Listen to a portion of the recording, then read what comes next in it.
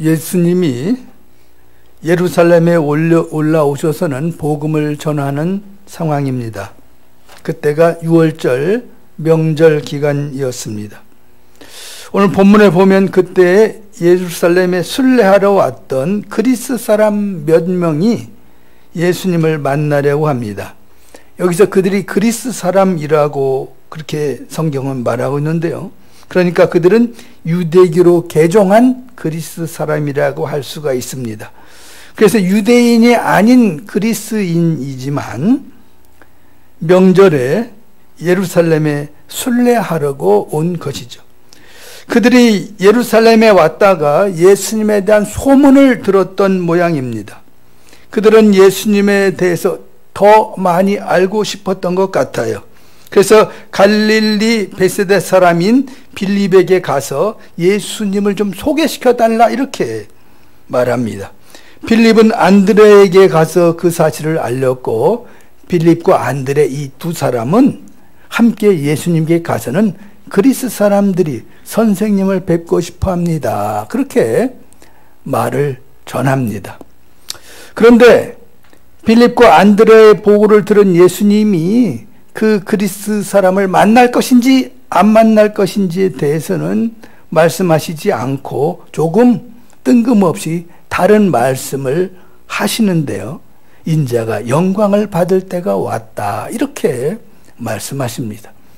이 예수님은 영광을 받을 때가 왔다고 하시는데 그 말씀은 이제는 십자가를 지고 죽을 때가 되었다 그런 말씀입니다. 자기에게 주어진 사명을 온전히 감당하시겠다고 하는 것이죠. 복음서에 보면 예수님은 자신을 하나님이 보내신 사람이라고 말씀하고 있습니다. 요한복음 3장 17절에 보면 하나님의 아들을 보내셨다 이렇게 말씀하고 있고요. 요한복음 6장 39절에 보면 하나님이 보내셨는데 보내신 뜻이 있다 이렇게 말씀하고 있습니다. 그러니까 예수님은 자신을 하나님이 보내셨고 하나님이 보내신 거에는 뜻이 있다고 그렇게 말씀하고 있는 것입니다. 그런 가운데 지금 영광을 받을 때가 되었다 그렇게 말하고 있는 것입니다. 그러니까 보내신 하나님의 뜻을 실현할 때가 왔다고 하는 것이죠. 보냄을 받은 사람이 보내신 분의 뜻을 다 완수하면 보내신 분의 영광을 드러내는 것입니다. 그 사명을 감당하면 보내신 분이 영광스러워하는 것입니다. 예수님의 생을 관통하고 있는 하나의 단어를 선택하라고 한다면 그것은 하나님의 영광이라고 할 수가 있습니다. 하나님의 영광을 드러내는 것인데 그렇게 하면 그 놀라운 하나님의 뜻이 실현되는 것이기 때문에 하나님의 영광을 드러내면서 그 하나님의 영광을 드러낸 사람도 영광스러운 존재가 되는 것입니다. 예수님은 삶의 순간순간마다 자기의 편안함과 이익이 아니라 보내신 하나님의 뜻을 행하는 것이었다고 생각합니다. 그리하여 예수님은 늘 하늘 말씀을 품은 존재로 살아갔다고 하는 것입니다. 그렇게 살면서 영광스러운 존재가 되려고 한 것입니다. 우리도 하나님에 의해서 부모님을 통해서 보내진 사람들인데요. 우리 한 사람 한 사람을 하나님이 귀하게 세상에 보내셨다고 하는 것입니다. 나를 보낸 뜻은 무엇이고 나는 어떻게 해서 영광스러운 존재가 될 수 있는가? 그것을 우리가 생각해야 합니다. 우리도 영광스러운 존재가 되어야 하니까요. 그렇지만 우리는 많이 부족하다고 생각합니다. 우리가 더욱 하나님이 우리를 보낸 뜻을 생각하면서 사명을 잘 감당하면서 영광스러운 존재가 되려고 노력해야 된다고 생각합니다. 그런데 우리는 하나님으로부터 영광을 받는 존재가 아니라 사람들로부터 영광을 받는데 너무 관심이 많다고 생각합니다. 우리가 마땅히 해야 될 바를 감당하고도 사람들이 자기에게 영광을 주지 않는다고 실망할 때도 있는 것 같습니다. 남이 알아주지 않으면 속상해하고 때로는 자기가 한 일을 나팔불며 다른 사람들에게 찬사를 유도하기도 합니다. 누군가가 자기에게 찬사를 주지 않으면 마음이 삐뚤어지기도 합니다. 우리가 사람들에게 너무 영광을 받는 일에 너무 집중한다고 하는 것입니다. 예수님은 사람들에게 영광을 받으려고 하지 않았습니다. 사람들에게 영광을 받으려고 했다면 예수님은 십자가를 지지 않았을 거예요. 당시에 사람들에게 십자가를 진다고 하는 것은 영광을 받는 모습이 아니라 수치를 당하는 아주 있을 수 없는 일을 경험하는 그런 일이었습니다. 그러니까 예수님은 보냄을 받은 이로써 보내신 분으로부터 영광을 받으려고 했다고 하는 것입니다. 일을 다 마치고 돌아갔을 때 참 수고했다. 그렇게 인정받는 것, 그것이 영광인 것이죠. 우리는 너나 할 것 없이 하나님의 자녀로 하나님에게서 부름받은 사람들인데 하나님께서 우리를 인정해 주신다고 한다면 우리는 아름다운 삶이라고 생각합니다. 하나님은 우리를 사랑하시고 우리가 하나님이 주신 그 사명을 감당하며 보내신 분의 뜻을 드러낼 때 우리에게 하나님은 놀랍게 칭찬하시면서 영광스러워 하신다고 하는 것입니다. 우리는 그래서 영광된 존재가 될 것입니다. 예수님께서 영광을 받을 때가 되었는데, 그러니까 하나님의 사명을 감당해야 하는데 그 영광받는 하나님의 사명이 무엇이냐? 십자가에서 죽는 것입니다. 그래서 24절에 이렇게 덧붙여서 말씀하십니다. 내가 진정으로 너희에게 말한다. 밀알 하나가 땅에 떨어져서 죽지 않으면 한 알 그대로 있고 죽으면 열매를 많이 맺는다. 이렇게 말씀해요. 그러니까 지금 예수님은 당신의 죽음을 통해서 이루어질 더 큰 생명의 세계를 바라보고 있는 것입니다. 사과 씨 하나를 보면서 이것이 굉장한 과수원이 될 것이다 라고 보는 것이 믿음이라고 생각합니다. 믿음은 바라는 것들의 실상이요 보이지 않는 것들의 증거라고 했습니다. 예수님은 지금 믿음의 세계를 우리에게 보여주고 계신 건데 그것은 지금 이 12명의 작은 그것이 아니라 놀랍게 하나님의 나라가 이 땅에 세워질 것을 바라보고 있는 것입니다. 그러면서 밀알이 본인이 되어서 죽어서 사는 세계를 말씀하고 있는 것입니다. 만약 밀알이 그 형태를 보존한다면 새로운 생명은 피어나게 하지 못할 것입니다. 자신을 드리는 죽음을 선택한다면 그것은 죽음이 아니라 놀라운 새 세계가 된다고 하는 것입니다. 그는 자신이 밀알이 되어 큰 세계를 이루는 지금 그 새 생명의 세계를 보여주고 있는 거예요. 자신들의 모습은 굉장히 초라하지만 그 큰 모습을 보여주고 있는 것입니다. 그 길을 가는 길이 예수님에게 쉬운 일이었을까요? 그렇지 않았습니다. 남을 살리고 남을 위해 죽는다는 것이 어떻게 예수님에게라고 해서 쉽겠습니까? 겟세마네 동산의 기도를 연상을 시키는 오늘 본문에서 예수님의 인간적인 고뇌가 나타난 것을 보게 됩니다. 그래서 27절과 28절에 이렇게 말씀합니다. 지금 내 마음이 괴로우니 무슨 말을 하여야 할까? 아버지, 이 시간을 벗어나게 하여 주십시오 하고 말할까? 아니다. 나는 바로 이 일 때문에 이때 왔다. 아버지, 아버지의 이름을 영광스럽게 드러내십시오. 이렇게 말씀합니다.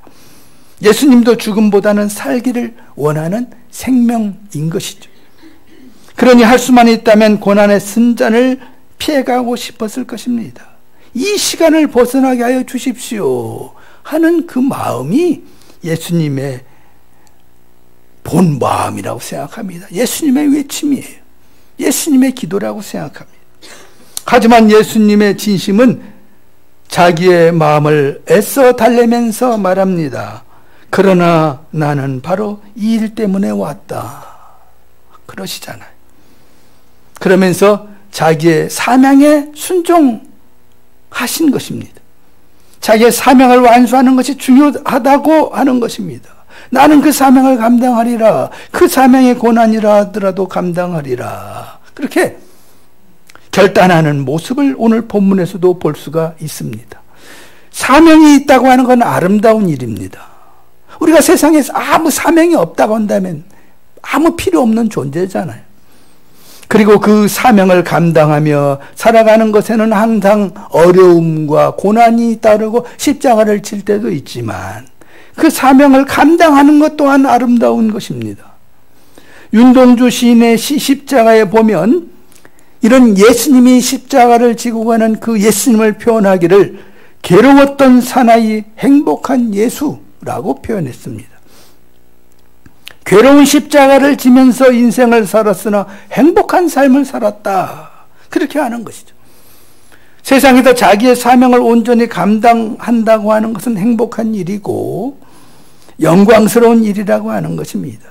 내가 세상에 살면서 아무런 사명도 없이 산다면 그게 뭐 어떻게 행복한 인생이겠어요. 그냥 세상 사는 것이죠. 그러면서 예수님은 우리에게 뭐라고 하시느냐? 26절 말씀 봉독합니다. 나를 섬기려고 하는 사람은 누구든지 나를 따라오너라. 내가 있는 곳에는 나를 섬기는 사람도 나와 함께 있을 것이다. 누구든지 나를 섬기면 내 아버지께서 그를 높여주실 것이다. 이렇게 말씀해요. 그러니까 예수님을 따라서 우리도 미랄이 되어야 한다고 하는 것입니다. 미랄이 땅에 떨어져 죽으면 많은 열매를 맺는데 그렇게 우리도 열매를 맺어야 한다고 하는 것입니다. 그러니까 예수님만 사명이 미랄로 땅에 떨어져서 열매를 풍성히 맺는 것이 아니라 너희도 미랄이요 땅에 떨어져서 많은 열매를 맺어야 한다. 그렇게 말씀하는 것이죠. 우리가 미랄로서 땅에 떨어져서 죽어서 많은 열매를 맺어야 한다고 하는 것입니다. 죽으면 많은 열매를 맺는다.